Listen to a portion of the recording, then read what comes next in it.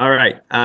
We've got three items. First, call to order. I just did that. The second is the consent agenda. Can I have someone move the consent agenda, please? So moved. Thank you, Councillor Norton. Reardon. Seconded by Councillor Reardon. On the question, any question? All right, on the question, all those in favor, just give me a hand raise, please, people. And those opposed?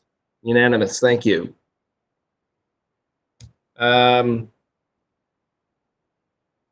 number 3.1, financial risk. Kevin, who's going to take that for us? Sorry, Mr. Chair, you forgot 2.1. I apologize. Oh, no, it's, I apologize. You just did 2.1. Yeah, Consent agenda, yes. Yeah. So 3.1 we're on. Commissioner Fudge? Yes, I'll take that one. Thank you. Thank you. I'm going to share my screen if you bear with me, please, for 1 second.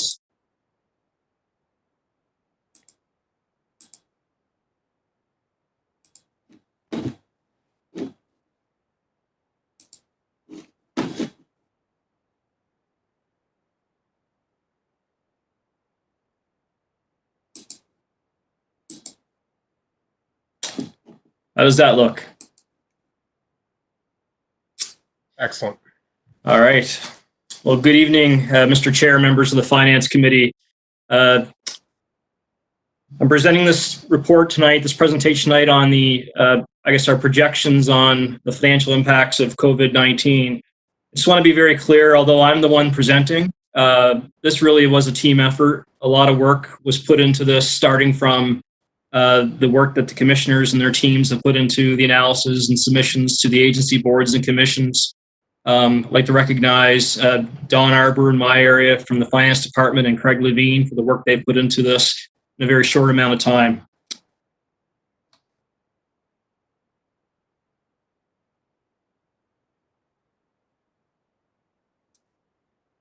All right, well, last week during my financial presentation to Council, I stated that the main theme that evening for that presentation was uncertainty. And it is encouraging to see some recent news that's been positive. Most recently, some of the news on the effectiveness of physical distancing measures as it's happening on the containment of the virus. In some cases around the world, either flattening or even beginning to see a decline in the curve. But as one professor put it, that I read today, physical distancing is like driving down a hill and putting on the brakes. Just because you stop doesn't mean you no longer need the brakes. And we're seeing a lot of different projections and estimates from a financial perspective from various sources in terms of the uncertainty of this event. Yesterday, Harvard actually released a research paper that projected that the overall duration of COVID-19 could extend into 2022, but potentially with different waves and phases, and it being intermittent. So some form of intermittent physical distancing until ultimately a vaccine is found.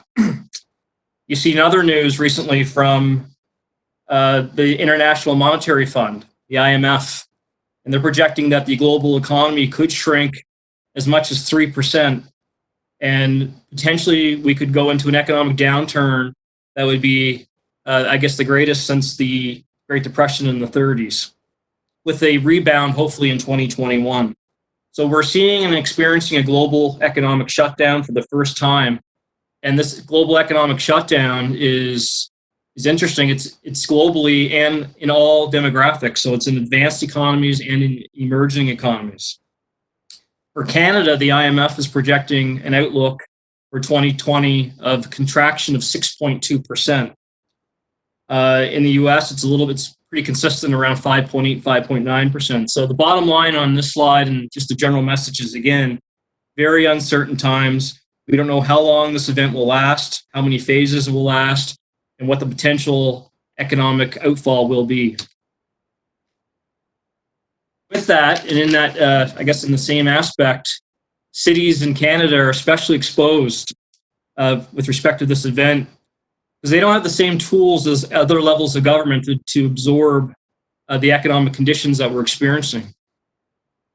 As I mentioned at council, cities cannot run deficits by law, and cities only collect approximately 12 cents on every dollar of taxes that are paid in Canada when you look at all three levels of government. So it is having a severe impact.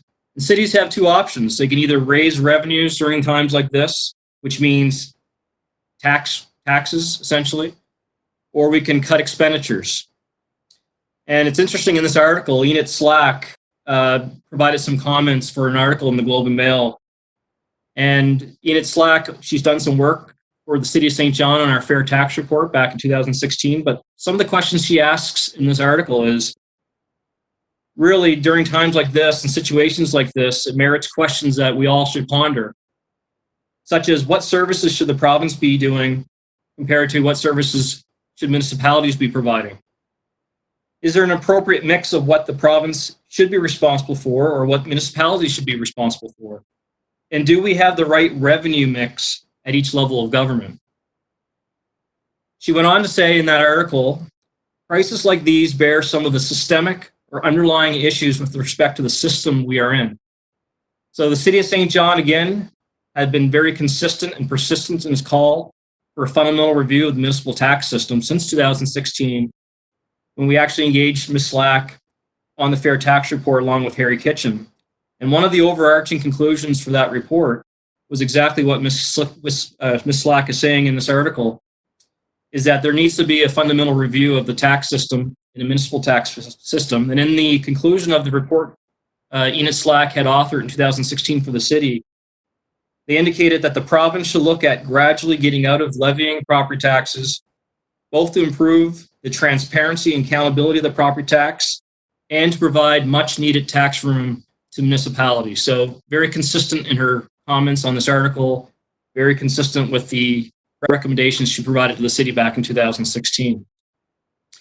With respect to other cities, you can see on this slide, Toronto is projecting a budget shortfall over the next 12 weeks of $780 million, and they haven't completed their long-term forecast. Vancouver could potentially be looking at a $189 million shortfall. Montreal projects that they could be in the range anywhere between $50 to $350 million in shortfall. $112 million by December for Edmonton. Ottawa has indicated they're losing $1 million per day, and Saskatoon close to $1 million per week. So municipal governments are exposed. We're not immune to this event.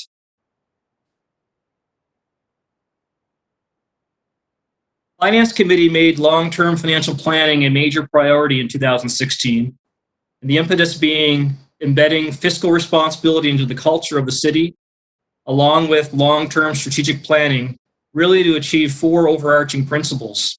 One, to become sustainable. Two, to reduce the city's vulnerability. Three, to increase the city's financial flexibility.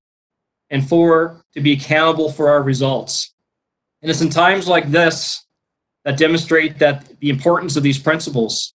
Our financial resiliency at the city to weather unexpected and severe events like COVID is directly tied and linked to the city's ability to do so and its financial health and how robust its financial health is.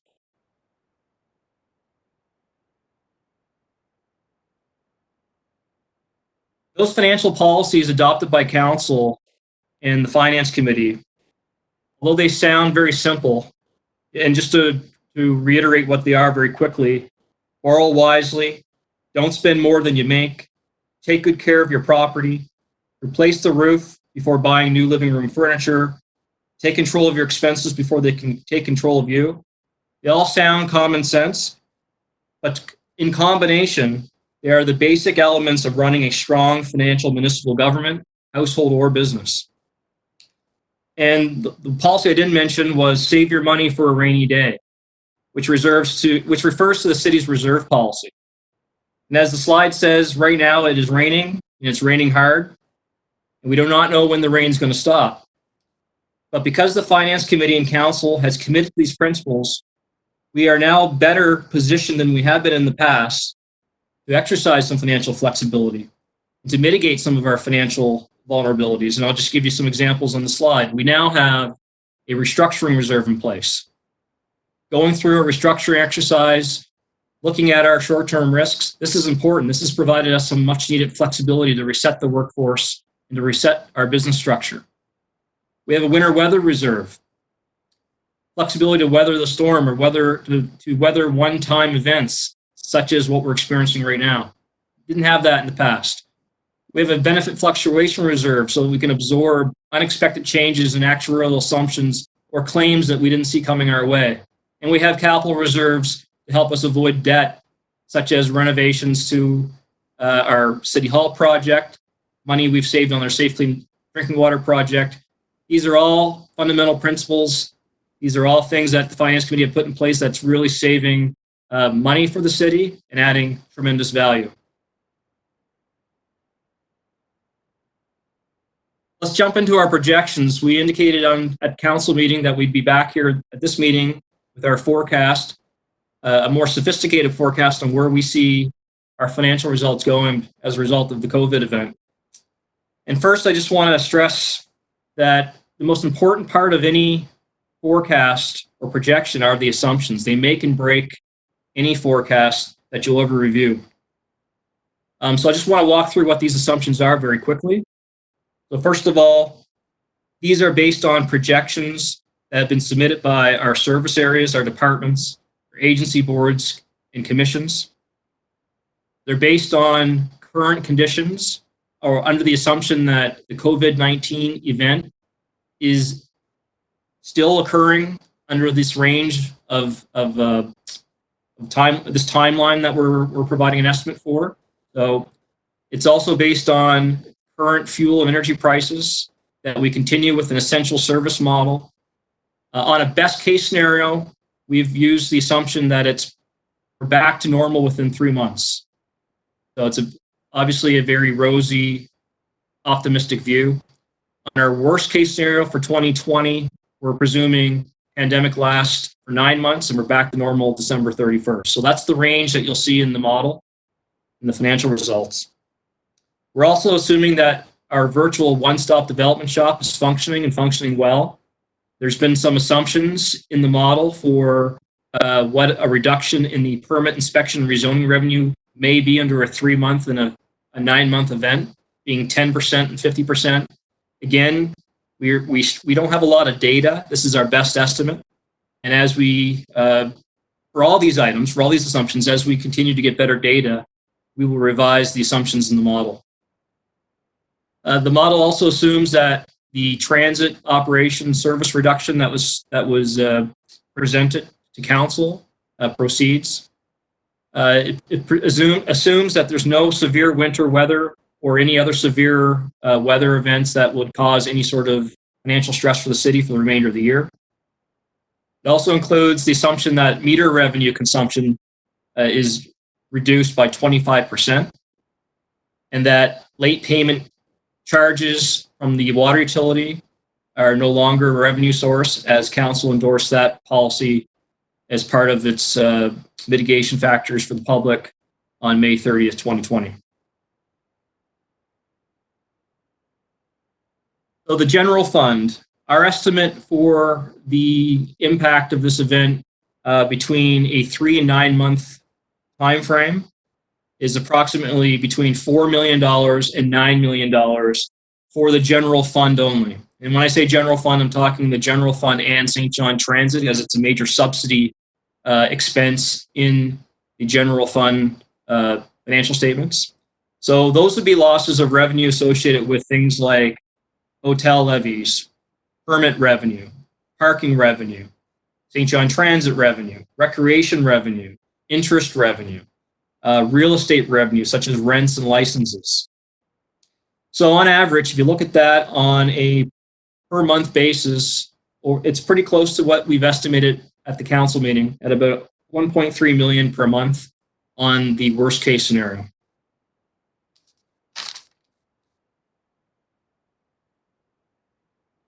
For Saint John Water, same level of diligence, working very closely with the Commissioner of Water, Mr. McGovern, based on information we're receiving or we're reviewing on meter consumption. Revenues could decline by as much as, in the metered revenue, 25%. Annual metered revenue for Saint John Water is approximately $16 million. So obviously with the closure of businesses, restaurants, other establishments, we'd expect to see a drop in consumption during this period. So our early estimate is somewhere in the range between 1.1 million and 3.3 million for Saint John Water.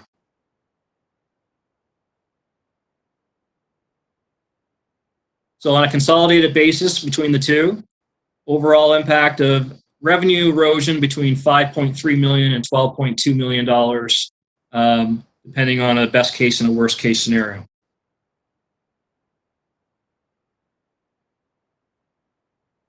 So we forge ahead. Simultaneously, tough times right now. We're embarking on implementing a restructuring plan. We're implementing this COVID-19 cost mitigation strategy.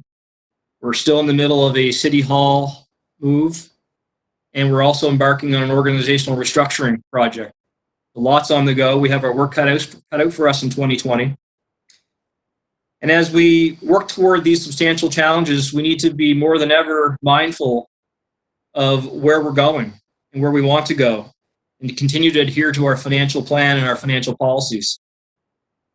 And with that, it means resisting the temptation to the extent possible of taking shortcuts to address this crisis, such as avoid reducing capital from operating in order to mitigate this current crisis, or to the extent possible. And again, the operating reserves we have are for situations where we have uncertain one-time events, but we should certainly try to minimize the use of those reserves to the extent possible. We don't have a lot of money in those reserves, and we don't know how long this event's going to last. So I think we need to protect those reserves and not take the easy route when it comes to these type of decisions. And we need to anticipate risk and take swift action. And we've seen through the city manager's direction, we have done a lot of that. As recently as the last council meeting with the amendment to the Discover Saint John contract, which mitigated approximately $1.4 million in risk for the city of Saint John.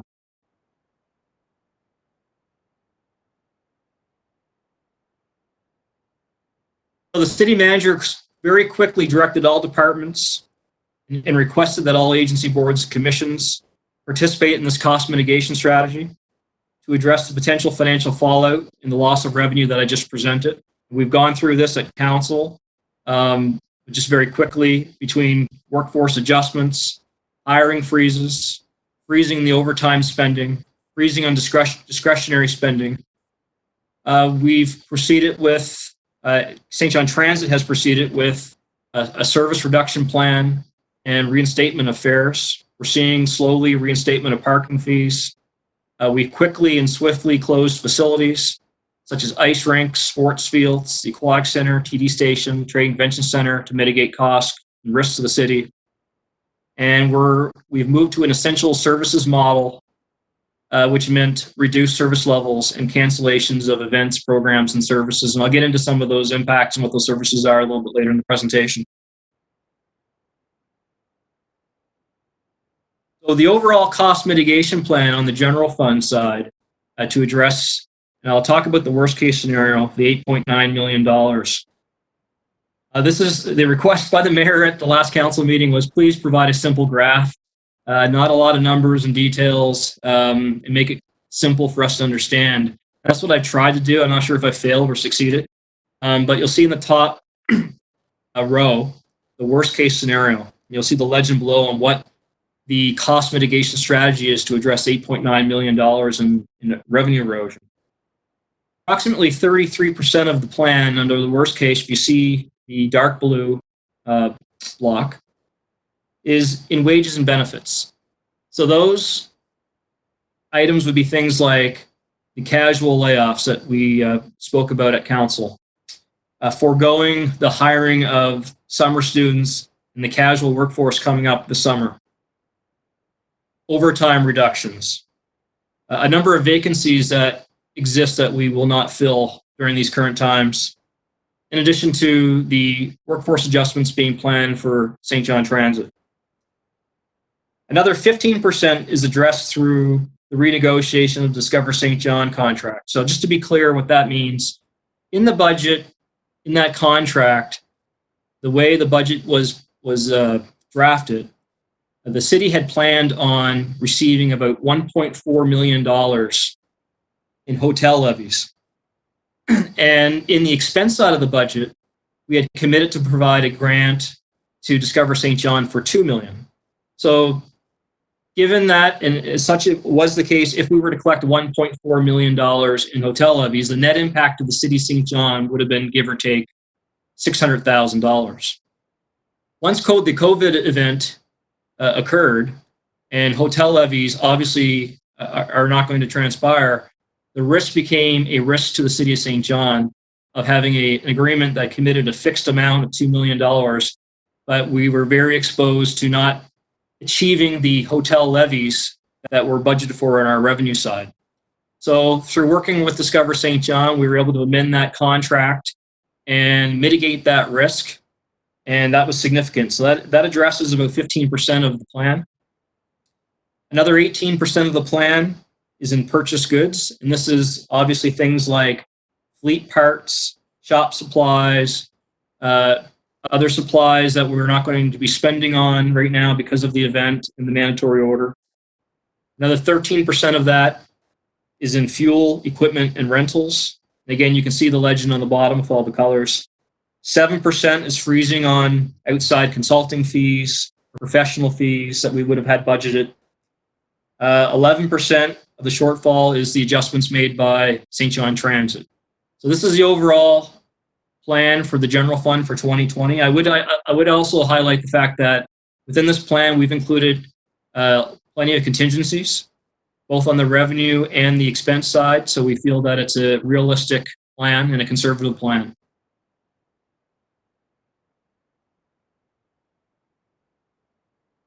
On St. John Water, we put the slide in just to highlight the fact that St. John Water is a bit more exposed to financial risk with the 25% reduction in water consumption that is estimated.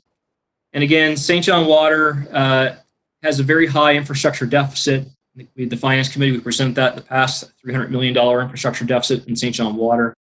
There's a high debt load in St. John Water. It's almost the equivalent to the debt load that's in the general fund.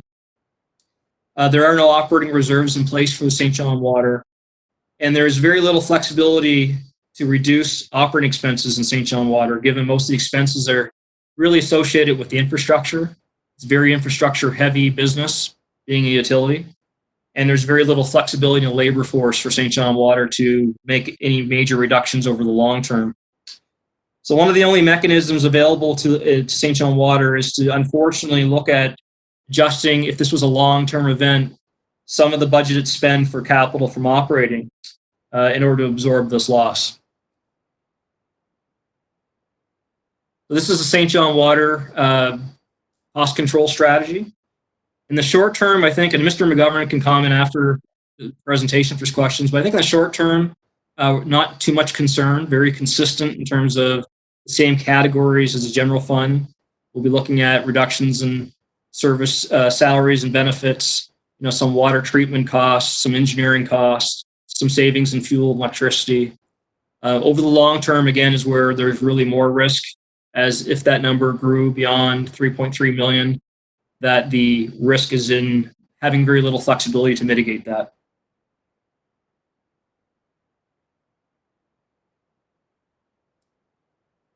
Bring this slide in just to give the Finance Committee an idea of the order of magnitude of how wages and benefits incorporates into this plan. You won't see the total effect of wages and benefits on the previous slides, only because you're seeing the direct impact of wages and benefits on the city in the St. John Water side. But on the previous slide, you'll see that we kind of grouped regional facilities all into one item. And although the risk to regional facilities has been mitigated, a lot of that mitigation has been done because of the efforts of those particular agency boards and commissions, and you won't see the actual impact of the wages and benefits of their plans within that bar graph, because again, it's embedded in regional facilities. So this gives you an idea, this slide, of sort of the overall consolidated view of impact of wages and benefits. You'll see the $3 million in the City of Saint John's plan, the large blue. You'll see Saint John Water's approximately $700,000, $680,000 in their plan. But then you'll see a number of other wage impacts for the other agency boards commissions. You'll see $1.3 million for the Aquatic Center. You'll see $575,000 for Trade Convention Center. Transit Commission, Beaverbrook Rank TD Station. So overall, when you add up all these impacts, whether it's not hiring for vacancies, whether it's reducing casuals, it's approximately $6.3 million over 9 months. So it's a significant amount of money from a budget perspective. I just thought it was good information for the Finance Committee to have and to understand. So, Mr. Chairman? Yes, go ahead. Sorry, do you want to hold questions to the end? I was going to hold them till the end of this presentation, and then when I would ask committee members maybe to just raise their hands, please. No problem. Thank you. Thank you.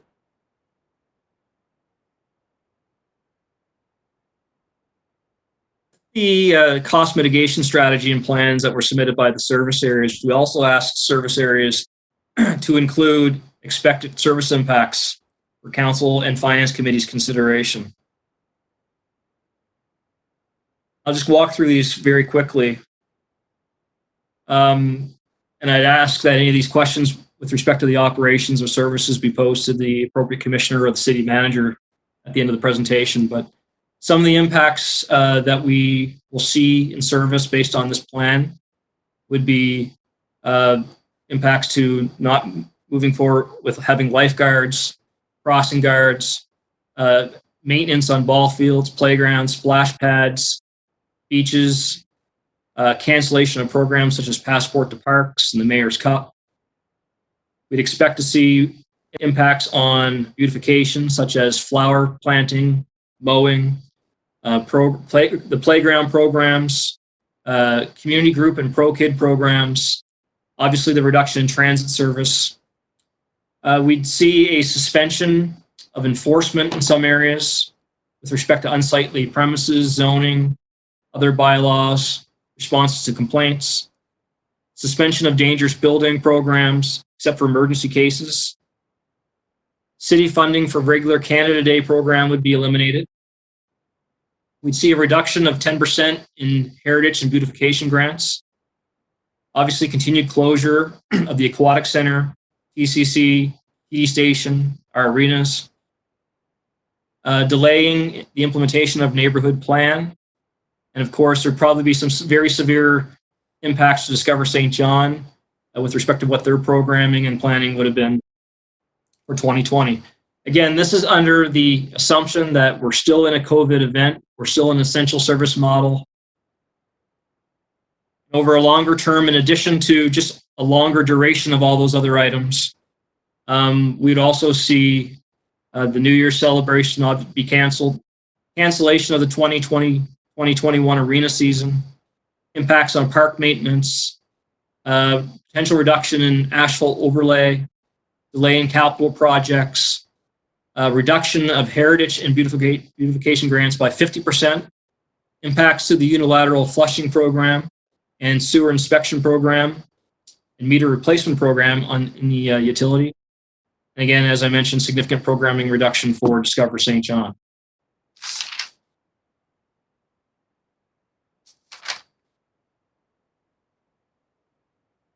So in conclusion, we have a cost mitigation plan to address the expected shortfall for 2020. These are estimates, and we need to closely monitor the results. We have included contingencies between 10 and 20% into these projections. And we need to be mindful that although this presentation was focused on short term, which is 2020, we also need to be mindful of the long-term risks that I spoke about at our council session, such as the potential for a long-term impact on our tax base. For example, our $10 million restructuring plan assumes a tax base of 1.5% in the financial model. 1.5% in the tax base, if we were to lose 1.5% of the tax base, that's equivalent to approximately $1.8 million in property tax revenue. So we need to be mindful of the long-term impact of this event. We need to continue to monitor and proceed and forge ahead with our long-term financial plan, because more than ever, we need to be increasing our flexibility, improving our sustainability, and reducing our vulnerability. With that, I'm going to highlight some recommendations from the city manager, and the city manager can speak to the recommendations. First and foremost, we've had a winter weather reserve for a few years now. And since the season or the event we termed Snowmageddon, we have had pretty consistent weather patterns that we haven't had to dip into that reserve. What we're suggesting with the first recommendation isn't the use necessarily of the reserve, but the broadening of the designation of that reserve from being a winter weather reserve to an emergency service reserve, such that, and again, the control within that process is any draw from that reserve needs to be approved by council. But just that we broaden the definition of this reserve, that it would be something that would be applicable in an event such like this. Second recommendation is recovery. Obviously, there's going to be a lot of focus on economic recovery pre and post-COVID. And the city manager's recommendation is that 80% of the growth reserve be dedicated to serve as a recovery fund to spur economic recovery in the city of Saint John post-COVID-19. What that means, what the city's role in that is, none of that's really been mapped out yet, but I believe everybody has a general agreement that there is a role to be played. What that is, that would be under the purview of council, growth committee, and finance committee. With recommendations to city manager to come.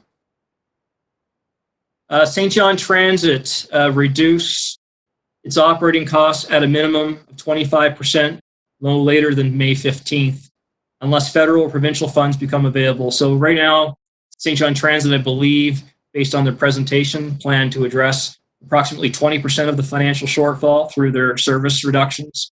The recommendation is that the plan be to address 25% of the financial impact for the city by May 15th. And the last recommendation is that the Finance Committee acknowledges that the cost mitigation strategy in this presentation is dependent on the savings presented in this presentation, which includes assumptions for short-term service reductions, and that any future council directive to reinstate these services that result in a financial cost will comprise the plan. So that concludes my presentation. I'd be happy to take any questions. All right. Thank you, Commissioner Fudge. Great presentation. Thank you, Craig and Don, and all the commissioners that input it to this thing. I realize it's a lot of moving targets and parts here, but great job. So I know Mayor Darling wanted to had a question or two. Can I start with you, Mayor? I would like, if I can, I'd like to just wait. I want to hear some of the other questions if I could. Very good. Do we have other questions? I can see Councillor Norton. I don't see a hand. Sullivan, I don't see a hand. Anyone else there? Donna, I'm sorry. Councillor Reardon, please. Thank you, Mr. Chairman. I've got a couple of questions. I guess for a lot of these things, they tend to be a catch-22 situation for us, where we have mutually conflicting conditions. And I guess, the best laid plans at the end of the day may have to change or whatever. And I appreciate that this is from a financial perspective. This is the meeting we're at, but there's also lots of other perspectives with some of the plans that we want to go forward with. So one of the questions I did have when I read through all this is, going forward, I want to reiterate that I think it's important for us to take a look at our contracts with our employees. The no layoff clause, that should be something that should be paramount for us. When I think about it, we're paying 1 point for every dollar that an employee puts into EI, we pay $1.40 as well. So it doesn't make sense if you can never pay, if your employees are never going to get laid off, and they'll never use the EI. So we're paying a lot of money for that. So that's one thing. It would give us that nimbleness that we need, that flexibility that we need as well. So I guess another question that I have is, as this goes on, is there an opportunity for us to negotiate what essential services would be with the government? I know that in other provinces that transit has been designated as an essential service. So as we go through this, or what, it would be nice to have some of our workers. I notice that when I'm driving, I see private landscaping companies are now doing some of that outdoor work, which we can't do because we're shut down with only essential services right now. So it's difficult because everybody is home, the taxpayer is paying for that, but there's lots of services that are being, my dog's going crazy here.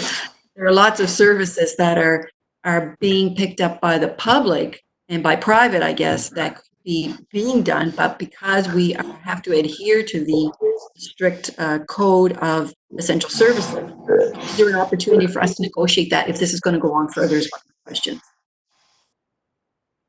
So I'm not sure who wants to take that, city manager or Commissioner Fudge, but please. Yeah, Mr. Chair, I'll start it and others can pile on. We are, the councillor is absolutely correct. We are in an essential services model. But if we want to be more specific, what we are actually conforming to is the mandatory order that was issued by the province based on their declared state of provincial emergency. The mandatory order actually doesn't even directly reference essential services. It talks about critical services. And it does empower the municipalities to a degree to identify what their critical services are. Now, at council next week, we will offer to you our interpretation of critical services, what they are and what they could be in the future. And I'd like to keep that conversation for next week. But to answer your question, critical services will change, or the identification of critical services will change depending on the length of this event. When we first started our critical services, we really identified a list that was based primarily just on health and safety. If it was going to dramatically affect health or safety, then it became a critical service, such as the provision of water fell into that list. As we move into a more protracted event, you then need to start considering whether or not other services are critical because of the long-term impact they may have on the city. And now you start considering such things as economic impact, an unacceptable level of wear and tear on infrastructure because you're not doing routine maintenance, etc. So the critical list will, yes, change as we move through this pandemic, and quite frankly, will depend to a large degree on how long we are in this essential services model. But the mandatory order is quite clear. If it's not a critical service, it is not to be done at this point in time. As for the discussions again about no layoff clauses, etc., that is, of course, a discussion and a decision for council in the future, but there is no quick fix for that eventuality at this point in time. There is nothing in the legislation or in the mandatory order that would permit us to consider breaking the collective agreements we currently have in place.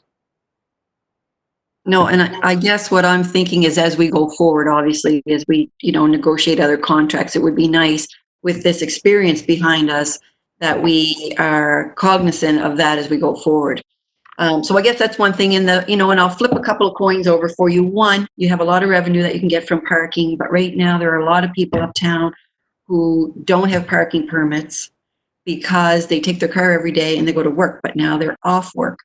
And I don't believe we're selling parking permits right now because I think that that's all closed down. So that's tricky for a lot of people. The other thing is the bus. We have a lot of the bus. We talk about, as I've talked before, about the supply chain. So that's the other side of that coin for the bus. We can absolutely get to 25% by mid-May. That is just going to happen organically as things go along anyway. I guess I don't understand the demolition of dangerous buildings. If we have our staff, I don't know how nimble we are with having our staff do other things that are outside of what they've historically done. And I don't know if there's any negotiations with the union that can happen to keep some of those things. I understand why you would have to shut down amenities that you usually make money on, because you can't make money and you can't have more than 5 people anyway, so there's no point in having a rink open.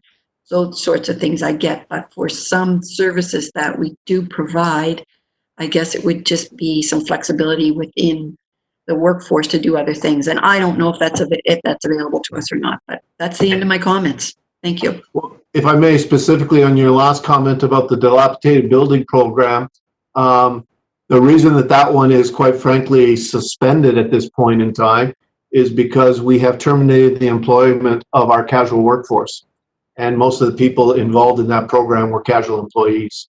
And the remainder of the team within growth and community development is fully engaged in other stuff at this point in time. So, there are consequences to everything we do. When we laid off our casual workforce, it's not as if our casual employees weren't gainfully employed. They were. But the reality is we had to lay off, we had to address this crisis somehow. And so we terminated the casual employee workforce to a very large measure, not in its entirety. Again, moving down the road, if this becomes a protracted event, perhaps there is an argument to be made that addressing dilapidated buildings becomes a critical service. I just don't believe we're in that today as we speak, 30 days since the mandatory order was issued. Maybe I just, on the back, Councillor Reardon's question, maybe to Mrs. Hamilton. I thought dangerous and dilapidated buildings was kind of a wash. We took them down at a cost and passed that cost on to the province of New Brunswick. Am I missing something here? Yes, Councillor Matthew, the costs for the contracted services to deliver that program are recoverable through the province, but the staffing costs are not. So it was the staffing costs that were impacted as a result of the casual workforce layoffs. All right, then there's no way to, all right, that's good. Thank you. Thanks, Jane. Any other questions, committee members? Councillor Sullivan? Thanks, Mr. Chair. Through you to staff, if I remember correctly, our initial budget for 2020 hadn't intended on using all the backup money from the province. So is that a potential cushion here? Has it already been factored in? Is it not something that can be contemplated when we're dealing with what we're dealing with? Or am I remembering incorrectly? Well, first of all, you're remembering correctly that we do not, in the original budget, we certainly were not planning on using the entire allotment that was possible for us in 2020. Because again, and not for you, because I know you know this, but for anybody who might be listening, our commitment in that agreement is very specific as to what we can use that money for. And it's not just to build a nest egg within the city. So no, we were not planning on using it all. As a result of that, this council did support us requesting that any surplus could be used towards our restructuring efforts. We have received a positive indication of that, but we do not have that in writing yet. We have not yet pursued, Councillor, whether any of the surplus, in addition to being used for restructuring efforts, could be used to mitigate COVID-19. I suspect we would get at best a lukewarm reception to that from the province, because whatever they do in terms of municipal relief, funding relief for COVID-19, I think they're going to take a more cross-provincial or across the entire province approach to it and not favor Saint John over the other municipalities within the province. So I'm not saying there will not be relief to municipalities. In fact, we have asked for that, especially in things such as transit, which everybody recognizes the importance of maintaining a transit service. So we certainly have asked for municipal relief. We don't have it, and I do not suspect it would come from the interim government funding we have to address our overall sustainability systemic issues. Okay, thank you. Councillor Reardon, did I see your hand again? I have a quick follow-up to your question, and it's just minutia about the dilapidated buildings. when we've looked at the actual wording of the legislation of what is covered, does it actually say it's only the physical removal of the building? Because to take a building down requires the foundation work, which would be done by staff, and then the physical component, which would take it down. So I would say that that whole process would be part of taking down a dilapidated building. So I'm just wondering if that's been explored. Mrs. Hamilton? I don't want to assume that when we say we'll reimburse your costs for taking the building down, that we interpret that to mean only the physical removal of the building. Maybe it's broader than that. I don't know. And you know what? I don't need an answer to that, but I would like to get that, at least explored. Commissioner Ham? We have had numerous conversations with the province about recoverable costs, and I can confirm that the staffing costs related to the program are not recoverable costs. Thank you. Others? Mayor Darling? Yeah, thank you very much. Thank you, first of all, to everyone for the presentation. I say sobering, but thanks for pulling all the work together. I guess just to qualify my couple of questions and my comments, is it really through the lens of value to taxpayers? So I've been using the analogy the last couple of days around, the latte at Starbucks for $6, but only half of the cup full or 3/4 of the cup full. So it's in a great appreciation of the report, but really trying to wrap my head around how do we recover from COVID-19 and so on. So when I look at your report, Commissioner Fudge, the report you've put together with city manager and others, it's got two scenarios. It's got 3 months, and it's got worst case scenario 9 months. And I think that, what my concern was in my own brain is what are the knock-on impacts, okay, so first of all, you talked a bit about assumptions, but where are we at risk in 2021 and perhaps, further? And I understand I'm asking you to speculate a little bit, but let me give you an example. I'm not going to name the local business owner. The local business owner is in Market Square. The local business owner wants to pay his rent, but can't pay his rent. Okay? And then that leaves probably a Hardman with a choice. Do I kick that local business owner out? Or is that the best option I'm going to have in that space? And, we're all in a world that we're just not used to being in. So I guess so maybe our tax rolls confirm for 2020, but where are we at risk in 21? And I'll stop there for that first question. I think the bottom line is, I don't know. I don't have that data. I don't know if anyone has that data yet.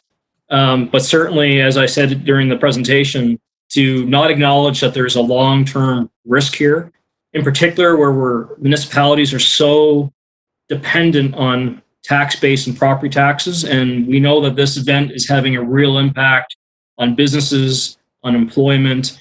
To think that if that was a long-term event, that wouldn't affect tax base would just be ridiculous. So I don't know the answer to that, but we're going to be working on trying to understand that as we go through this event.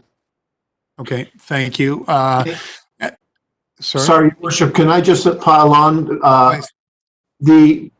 I think what some people have lost sight of, I know you haven't, nor have members of Finance Committee, is we keep talking about this magical number of we have to find $10 million in 2021. That's actually not accurate. We have to address the entirety of the deficit in 2021, and the forecast right now as we speak is $10 million. But to your point, it is very conceivable that because of changes in our growth, which the CFO spoke about during his presentation, and other impacts on leases such as Market Square, et cetera, it is very conceivable that our deficit in 2021 will not be $10 million. It may be more. And we will still have an obligation to address the entirety of that deficit. So I think it's fair to characterize that within the staff, we are looking at this, but as the CFO said, we don't know yet. And certainly in the presentation that we provide Monday evening on the restructuring plan, we have to build in some flexibility, because it's not that we have to address $10 million.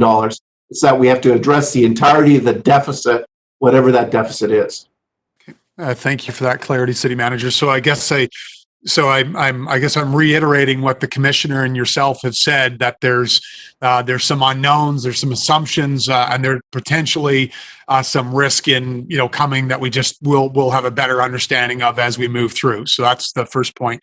To sum up, I think what you're saying, City Manager, is we already pre-COVID knew we were dealing with a $10 million thereabouts deficit, and now we're dealing with if I consolidate, we're dealing with $15 to $20 million.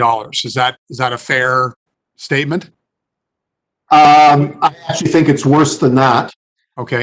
So we have the forecasted $10 million the 1st January 2021.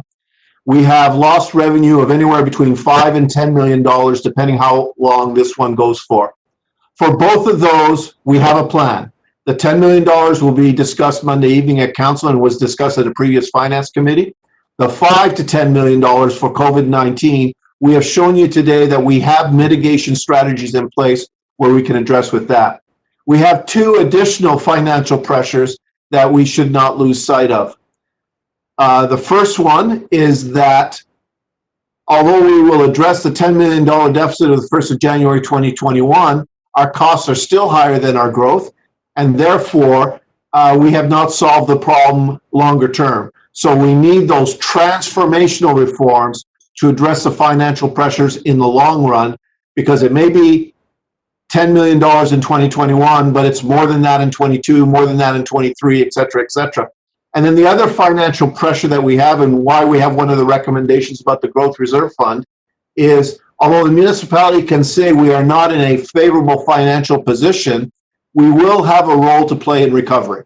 There is no doubt of that. We will need to help wherever we can. And therefore, I think we also have a financial pressure there, because recovery is going to cost money. It can't just be horsepower.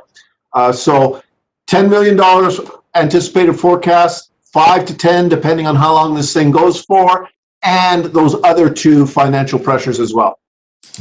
Yeah, and just to add to that point for the city manager, we're all obviously hoping that this is a short-term event and not a normal environment. So I would consider the restructuring plan addressing a structural deficit. That's a structural deficit that we need to make permanent adjustments to our business in order to be structurally balanced. We're all hoping COVID is a short-term event, whether it's 3 months, 9 months, year and a half, that it's an event, it comes and goes, and you need to have an emergency cost mitigation plan to address that piece, but that's not part of a permanent business model, not part of a permanent structural deficit. So they're very 2 separate plans, and I agree with what the city manager just said. Okay, thank you. Mr. Chairman, I have just a couple of other comments. Would you like me to stop and come back around, or? Let's go to Councillor Norton, and we'll come back to you. Okay, thank you. Councillor Norton? Thank you, Mr. Chairman. I just listening to the conversation. A lot of my concerns are just, and I think the city manager's already prefaced it, and he really liked the conversation to be reserved for another day. Are surrounded around what we categorize as critical services during this time, and is there room for negotiation on that? I believe that we've got committed dollars right now to provide services, and whether or not we're meeting those adequately during this time, I think is one thing that I'm concerned with. And obviously, I think we're all concerned. It's not for debate that we're concerned with the health and safety of the community, and also staff that would be responsible for delivering on those services. But at the same time, I see some things that would, just from a layperson's perspective, be rather innocent, where we are just saying hands off until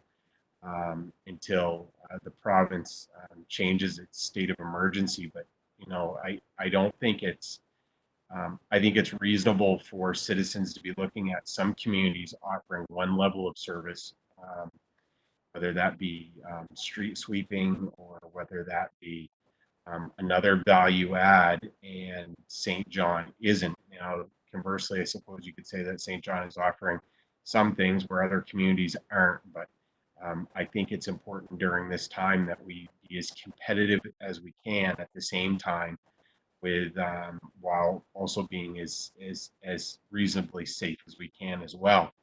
And I do see that that we can get to a point where we ratchet back the delivery of services so far so that what happens is we begin to send the message that no matter what the request is, keep your request, hold on to it until this is over. We're not touching a thing, and I think that's the wrong message to be sending. I believe that there is some things that we can be doing safely, and from an operations perspective, I think that's where council looks to staff to do that. But I do see that happening in other places, and it's becoming a bit of a pain point for me, and I know for some of the folks that I represent, that is now an opportune time to be pursuing some of those operations with less traffic, whether that be pedestrian or whether that be vehicle.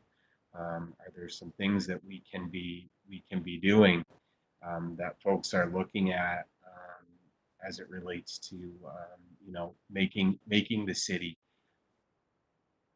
be a favorable place to be during this event or any other event.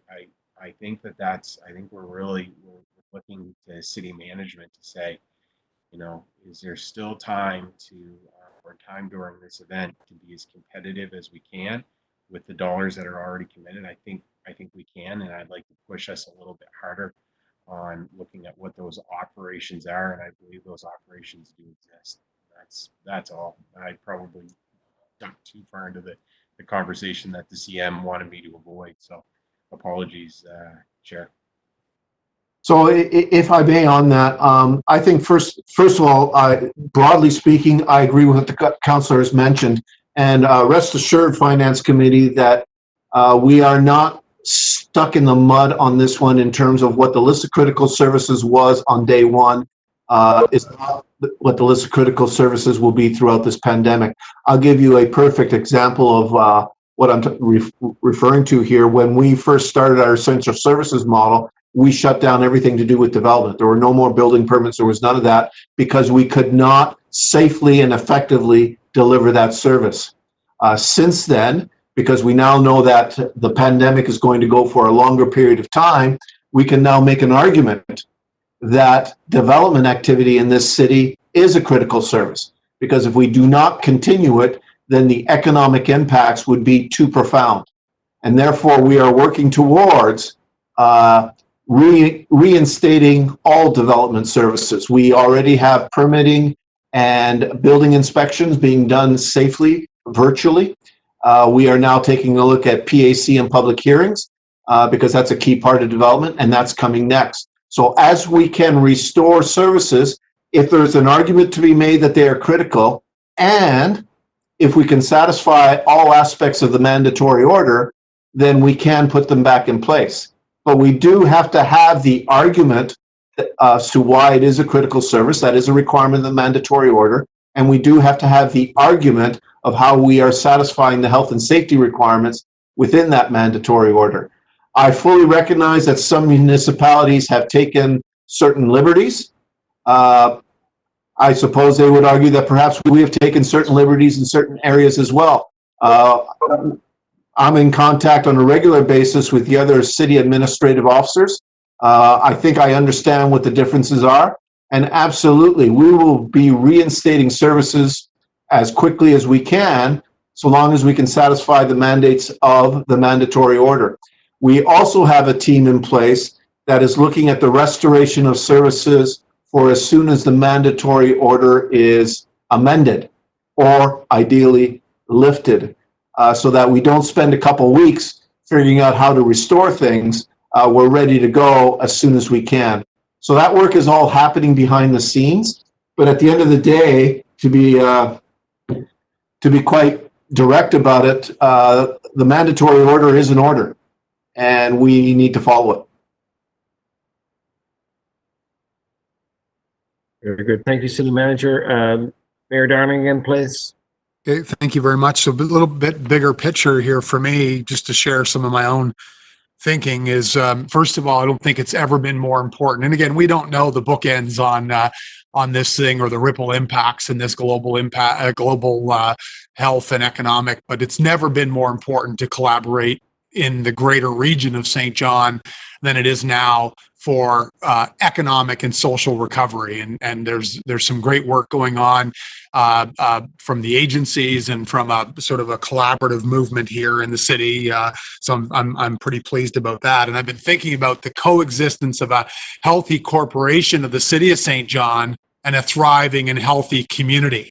And, you know, how does one coexist without the other, or vice versa? So certainly it would be my view that we have an opportunity before us to reimagine how we thrive and we come out of COVID-19, whether it's 2 months or 3 months or 9 months or longer, and we're actually better than we were prior to COVID-19. And from some of the limited conversations I've had with some of the folks in the province, I think they're concerned about some of the economic challenges that they will face. So to anyone believing there's going to be an abundance of cash around, I think would be a flawed assumption from my perspective. So I would say lastly, and I think City Manager, you spoke to it, I think that this really marks an opportunity for our provincial government to make swift decisions that will bring equitability and fairness to our region. So we know that we shoulder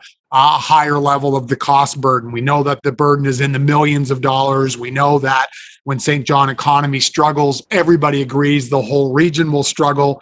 So it's really the time now to be decisive.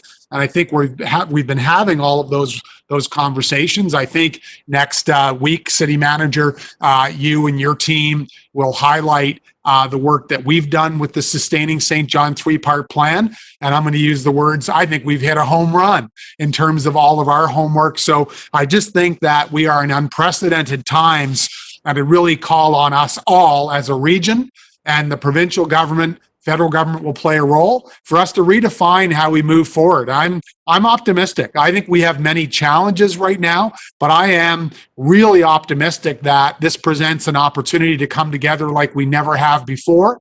And I am absolutely and respectfully calling on the provincial government to be very decisive in the way that they say, hey, greater region of Saint John, now's the time, come together, thrive, and recover economically and socially. So that's my soapbox, Mr. Chairman.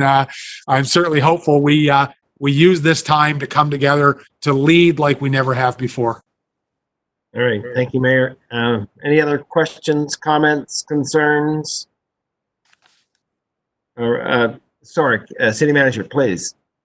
Mr. Chair, on a slightly different note from everything that's been said, again, for the benefit of the public that may be listening, probably more so than Finance Committee members, because I think you clearly understand this. What you received here today was a financial analysis, not a plan for moving forward. What the financial analysis has told you in the broadest of terms, if I could summarize it in about 3 sentences, is we're going to lose between $5 and $12 million because of COVID-19 over 2020, depending on how long it lasts for. The second sentence I would say is that we have the possibility to put in place mitigating measures to address that entire $5 to $12 million. In short, the sky is not falling. It certainly is overcast. We certainly have challenges, but we do have the ability to address the financial challenges that we believe we are going to face. In terms of what is the exact plan and how many ball fields, if any, are we going to open and at what date, et cetera, et cetera, et cetera, that is going to be a living document over the next days, weeks, and months as we work our way through COVID-19. We simply cannot stand up today and say, here's exactly what we are and are not going to do. The list that you were shown is indicative or illustrative of what we will have to do to mitigate the financial pressures, but it is not definitive at this point in time. Who knows, perhaps in 2 weeks, some of the mandatory order will be loosened, or perhaps it'll take 2 years. We just don't know.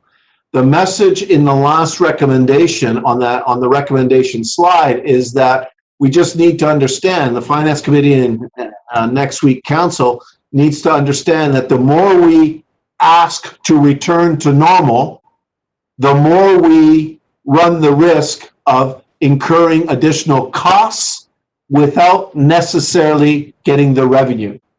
Let's put it another way in the most simplistic of terms. If on July 30th, Council were to decide that we really want to put the ball fields all back in service for the last month of the summer, of course, Council can make that decision. We would incur the costs of bringing all those ball fields up to acceptable levels, yet we would not incur anywhere near the revenue that we would normally get from having those ball fields. So as we move forward, the CFO said that it's an art, not a science. It will need to become a science because for each one of these decisions, we will need to balance the revenue we have lost to the cost of reinstituting some of the services that Council may decide are important. All right, thank you. Councillor Norton, you've got something? Yeah, I'll just take my second chance here. Like, City Manager, thanks for the explanation. I guess, I don't want to get down too far in the weeds, but sometimes the weeds helps explain the circumstances that we're living in. One of the things that I would hear is, okay, I understand opening up the ball fields and we're not going to get the revenue from that. But I think there's other operations that are happening that people would question as well. So I think we need to be really balanced. We need to be fair. Like a couple of examples would be, why are we putting up lights in Rainbow Park? Or why are we working on, currently there's carpenters that are working on the C-CAN build.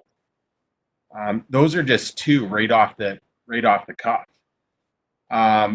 Those are right now, we're not going to be able to utilize those. We can't use our parks, but we're putting up lights. We're not going to be able to use the C-CAN, but we're got carpenters actively working on them.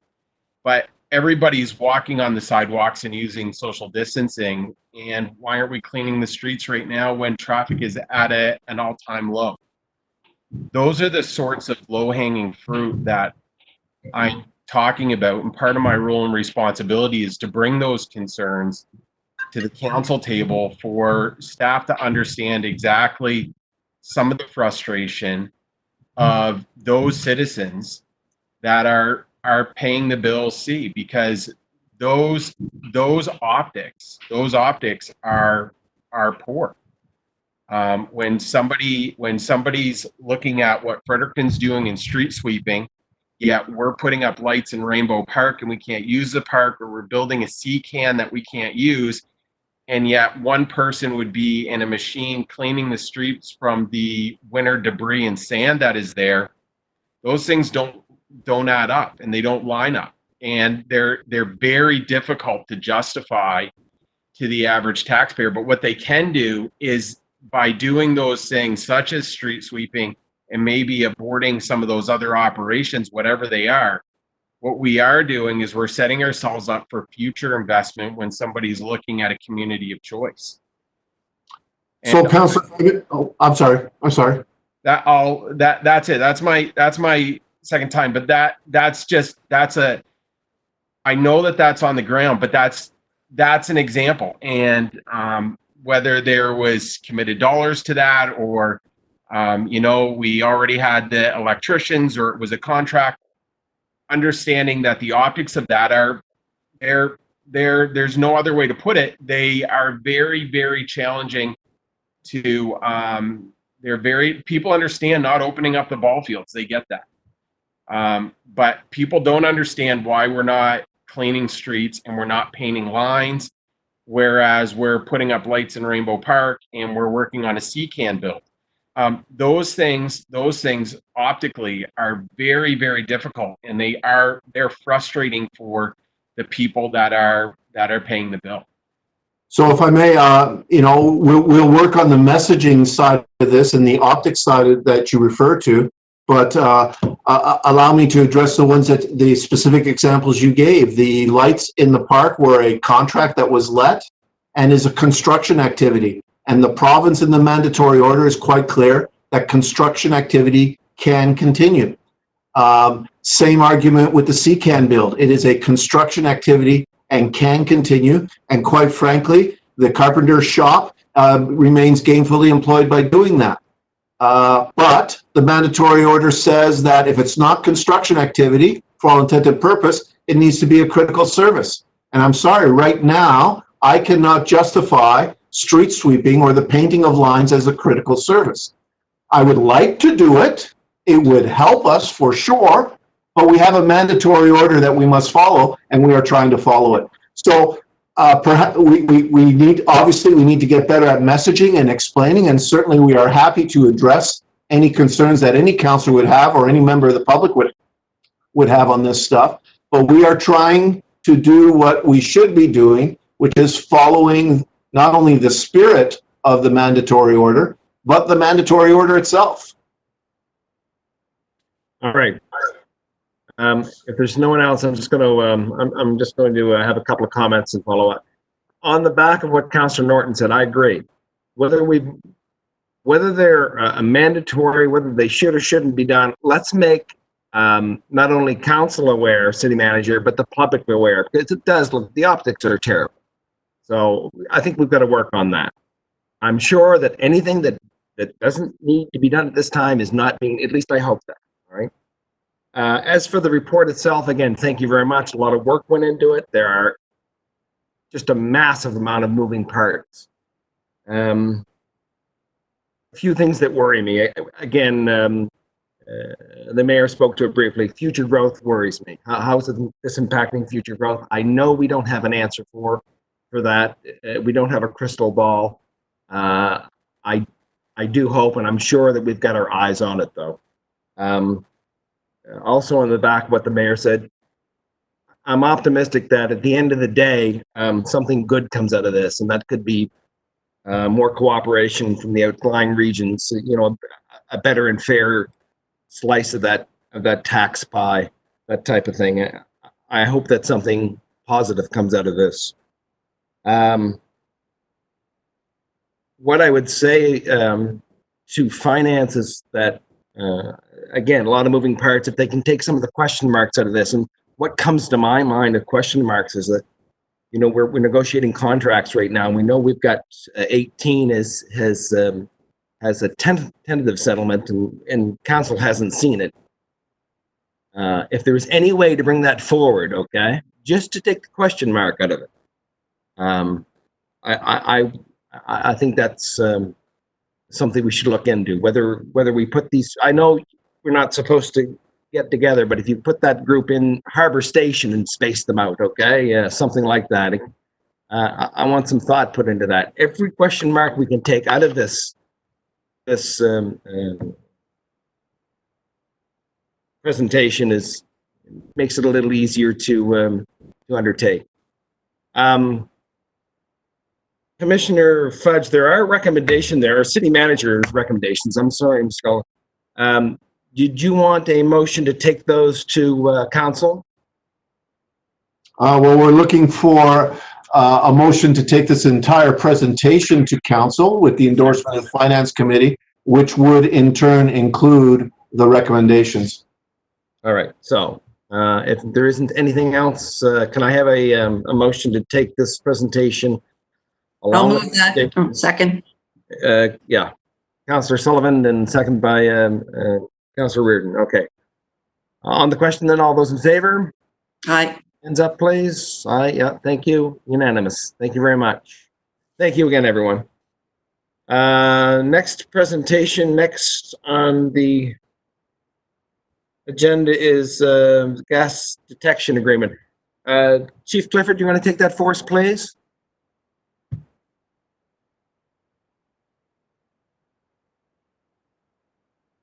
Can everybody hear me okay?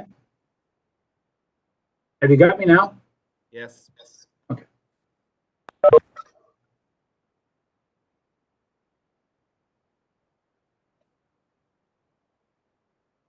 Before I start, Mr. Chairman, I just want a couple opening comments. Good evening, Mr. Chairman, your worship, and members of council, Finance Committee. I do want to offer my thanks to our Finance Commissioner and his team for bringing forward the financial impacts of COVID-19. And I will offer that in the context of what we just heard, I worry that some would wonder why your fire service would bring a proposal on entering into an agreement for gas detection equipment at such a time. It is important to note that gas detection has been part of our service and our safety ensemble since the mid-1980s. It has been ongoing part of our capital and operating expenditures, averaging in excess of $17,000 per year, and gas detection needs to be part of our service moving forward. Our current inventory of equipment is beyond its useful life, given it's 7 years old, 6 to 7 years old, and our existing inventory, and to rebuild our existing inventory would be $50,000 to $65,000 per year.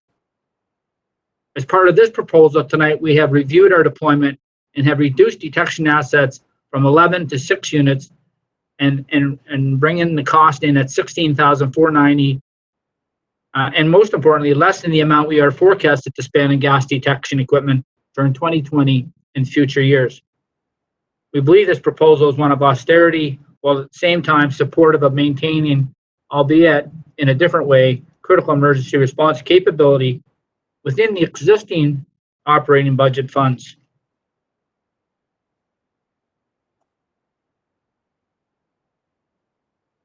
So the recommendation would be tonight that Finance Committee recommend to Common Council that the city enter into an INET 72-month agreement with Industrial Scientific ULC for the hardware, service, repairs, and consumables required for gas detection program at an annual cost of $16,490. Again, that is within existing budget, which we're already expected to plan. The big part of this tonight for finance is the actual agreement to carry forward for 6 years. We do expect to spend the amount just to sustain what we have, if not more. The only part that I want to emphasize in the executive summary is that the $16,490 is less than the amount that we have spent over the last 14 years per year.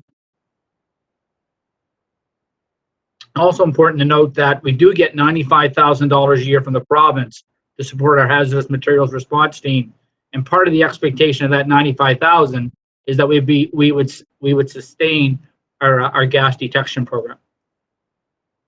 The gas detection equipment is a critical component of our life safety systems.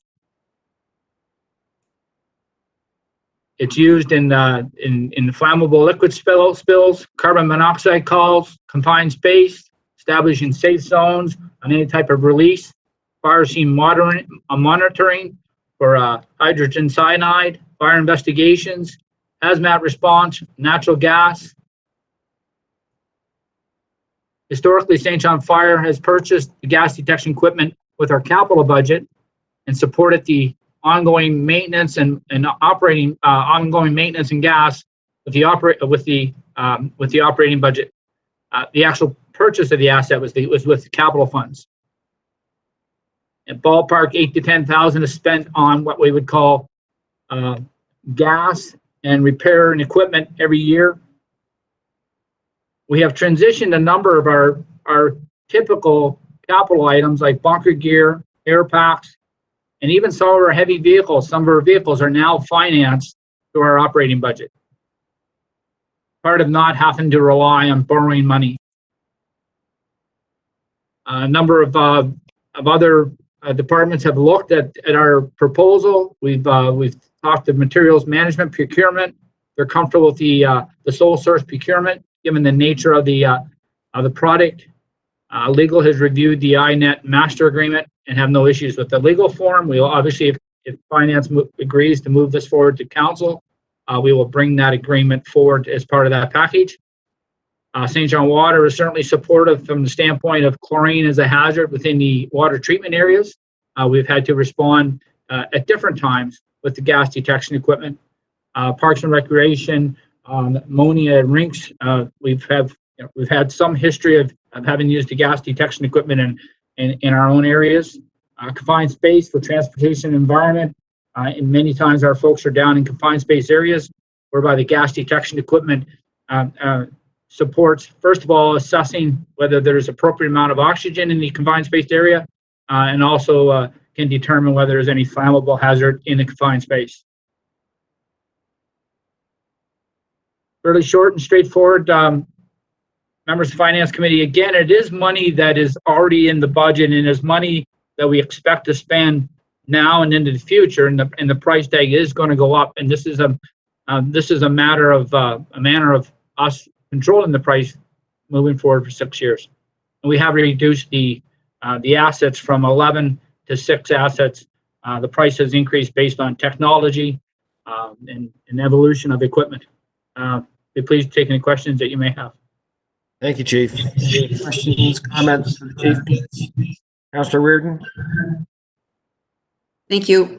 I just have a couple of quick questions. I'm wondering, Chief, who else uses, I'm assuming that this is going to be more like we'll lease everything. We'll lease the service and the equipment, the whole shoot and match? That's correct, Councillor. It basically gives us, like leasing a car, it gives us a new equipment. They take care of it. They've got everything's on an iCloud. Obviously, it has the latest in technology. When we're 6 years in, it doesn't matter. We'll still have access to highly functionable equipment. And then obviously in the 7th year, we'll have to take a look and see if it was worth our while. And we take a look at getting into another agreement. Again, it's about control, being able to control the cost, being able to know what our price point is right now. And with all due respect, we didn't have to come forward. We could have just paid the bills and we could have paid our ongoing costs, and it would have been more than $16,000, $17,000. I'm before finance hoping to get a recommendation based on the nature of entering into an agreement. I'm supportive of it. I'm curious as to, is anybody else using it? Or would most fire stations, I guess, or fire services have their own equipment? Is this relatively new idea? I think other departments and industry have moved to the replenishment program, into the lease program. It's relatively new. I think this particular group have been in the industry for 10 to 15 years. We did not take advantage of it. We did not move in that direction. One of the recommendations coming out of there's a draft report from the butane incident that speaks to industry and the municipality being aligned in their use of gas detection equipment. Industry is using industrial scientific, which is this equipment, and this brings us aligned there. I will offer that industry has already provided support. You look at the price tag that we would have if we were to buy completely new. Industry has provided support on one of the most critical pieces, and it's not part of our needed purchase because they have provided us with that gas detection equipment. So many of the pieces that we're looking at are actually those pieces you need day to day in our residential occupancies, some of our other business occupancies, but industry has their own gas detection equipment. And again, they've lent us one of the more sensitive, one of the more elaborate pieces of equipment that we have on an ongoing basis. Is that what it shows in 2020 is the 51.5 thousand? Is like, because there was a little star next to that, but I couldn't figure out what that meant. I didn't know if we purchased it or Sure. if that was provided, or if there's an opportunity for us to sell that. Sure. The 51,000 is if we went out straight out and bought just the 6 units.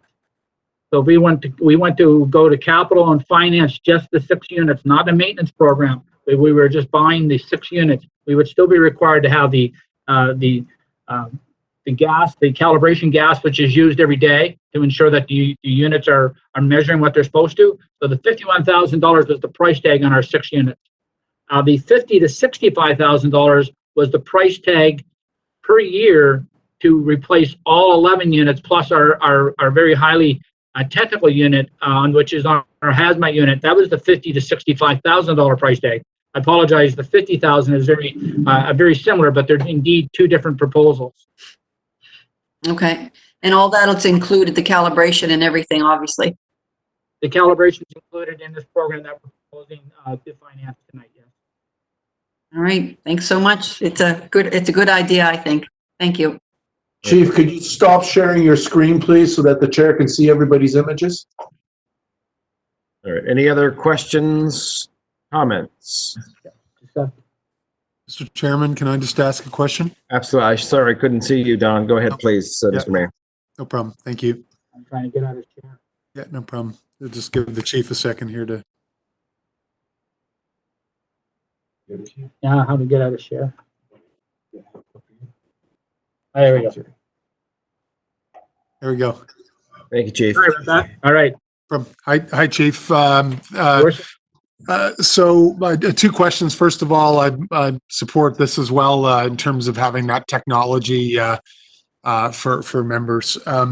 So I think you already answered. This is the latest technology, Chief, in terms of if we're entering into a new agreement. I'm assuming that we're getting well tested in the latest technology. Yeah, absolutely, Your Worship. Okay, Again, perfect.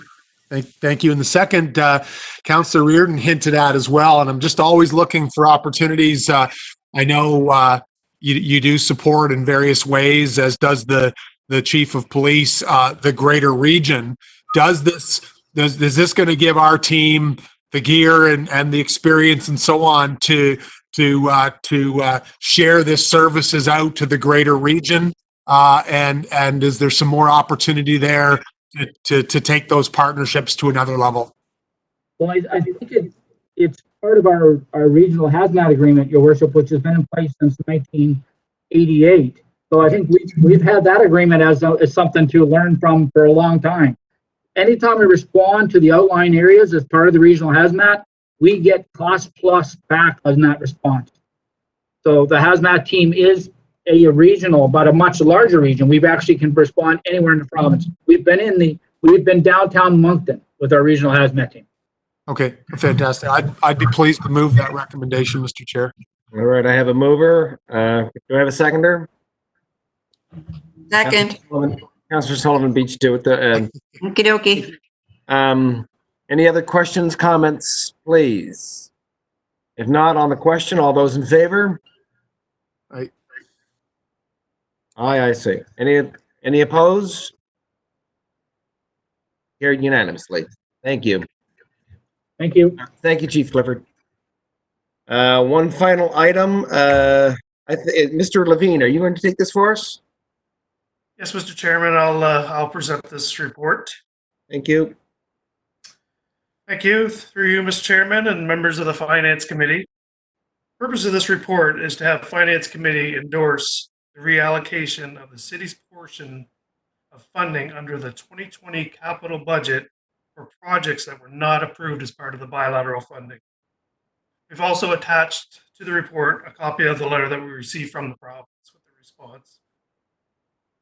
And the committee can also see an entire list of projects that were subject to funding in Appendix B. And you can also see the city's portion for 2020 for these projects was $977,400, and the utilities portion was just slightly over $1 million. The staff is recommending that all funds be redirected to a major infrastructure project on a section of Waterloo Street. This section of Waterloo Street is considered to be one of our highest risks of failure when it comes to underground infrastructure, which I should note dates back to 1869. The total cost for the general fund for this Waterloo Street project will come from the bilateral projects that are not moving forward, and the additional funding will come from some savings in our engineering and design work. Staff is also recommending that additional savings from the engineering and design work be redirected to a project on Union Street that will also ensure some growth opportunities. As you can see from the summary in the report, the general fund shows there is no increase in the city's contribution for these changes. For the utility, staff is recommending that the funding from the bilateral projects also be redirected to the Waterloo Street project, which is just over $1 million. But also, as you can see in the summary of the report, there is a combination of projects that will be deferred at this time, as well as savings on another project which amounted to 180,000 that we will not be seeking to use at this time. So the total reduction for the utility is $850,000. Lastly, under the gas tax program, we are recommending that some money be reallocated to a small project on Douglas Avenue and a larger project in Champlain Heights. These additional projects are offset by both the deferral of the 2019 water main lining, which was $1.5 million, as well as deferring the 2020 water main lining and cleaning, which was $500,000. So in conclusion, these reallocations are no additional cost for the city on either the general fund or the utility. These focus on key areas of infrastructure renewal as well as renewal in areas of growth. As well, I also want to note that staff will be back to the Finance Committee to endorse another reallocation of bilateral projects that were included in our 2021 approved budget. With that, we are asking the Finance Committee to endorse these adjustments to the General and Utility Fund 2020 capital budgets and have this report submitted to the next meeting of Common Council. With that, I'm happy to answer any questions. Thank you, Greg. Any questions, comments? I'll move the recommendation. It's, 1869. I think Abraham Lincoln had only been dead a couple of years when we put the lines in on Waterloo Street. I have a mover. Do I have a seconder? Thank you, Councillor Sullivan. Any questions? All right, pretty straightforward. Thank you, Mr. Levine. I'll call for the question, please. All those in favor? And opposed? Unanimous. Thank you kindly. That covers it for this meeting, everyone. Thank you so much for attending. Enjoy your evening. Move adjournment? Thank you. Move adjournment. Thank you. And second it. All those in favor? All right. We're adjourned. Thank you, everyone. Thanks, Mr. Chair. Good night. Thank you. Good job. Thanks. Good night.